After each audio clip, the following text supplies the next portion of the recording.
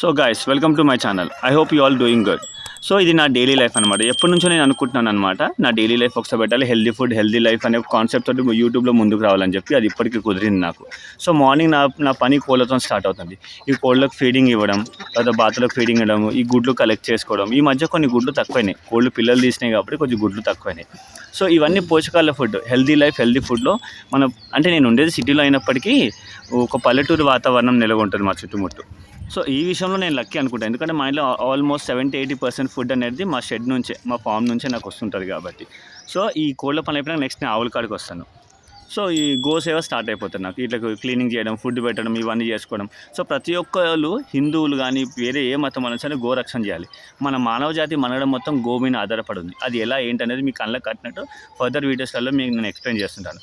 నా morning first breakfast కూడా పచ్చి ఆవు పాలు పిండగానే నేను తాగుతుంటాను. సో ఈ మిల్క్ సప్లై కాకుండా నాకు సైడ్గా వేరే ఈ ఫామ్లో రకరకాల బిజినెస్ ఉన్నాయి. మీకు ఫర్దర్ వీడియోస్లో చూపిస్తాను. హెల్దీ లైఫ్ హెల్దీ ఫుడ్ ఏంటో చూపిస్తాను. తర్వాత ఈ పాలు వినడం అయిపోయిన తర్వాత నా సప్లై కూడా అయిపోయింది ఆల్రెడీ. లాస్ట్ 2 ఆవులు అప్పుడు వింటున్నాను నేను. తర్వాత దాని పిల్లలు దానికి వదిలేసిన పాలు తాగడానికి, అది ఎంజాయ్ చేసుకుంటే గంట సేపు. సో మిగిలిన ఈ పాలు ఏదైతుందో అది నాకు ఇంటికి వెళ్తుంది. ఇంటికి వెళ్ళిన తర్వాత దాన్ని పెరుగు తోడు పెడుతుంది. సో ఈ మేక పిల్లకు పాలు తాపే కారణం ఏంటంటే, దీనికి ఆల్రెడీ తల్లి ఉంది. తల్లునే నేను పాలు తాపాల్సి వస్తుంది. అది నేను తర్వాత వీడియోలో చెప్తుంటాను.